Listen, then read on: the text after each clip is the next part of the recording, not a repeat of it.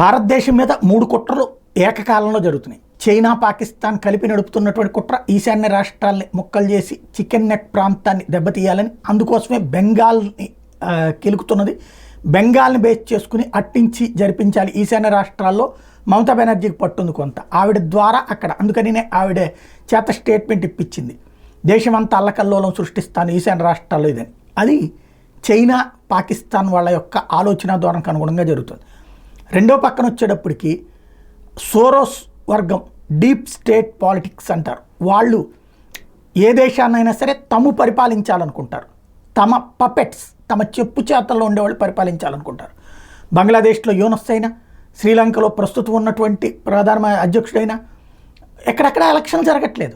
వాస్తవంగా ఎలక్షన్ జరగాల్సి ఉంది, ఎలక్షన్స్ ఎక్కడా జరగట్లా. మయన్మార్లో ఎలక్షన్ జరుగుతున్నాయి లేదు.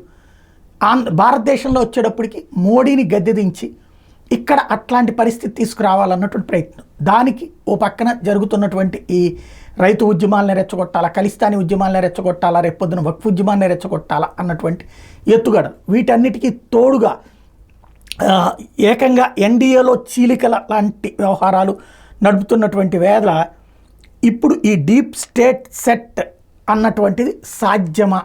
నరేంద్ర మోడీ, అమిత్ షాలు కంట్రోల్ చేయగలరా, తట్టుకోగలరా చూడాల్సి ఉంది.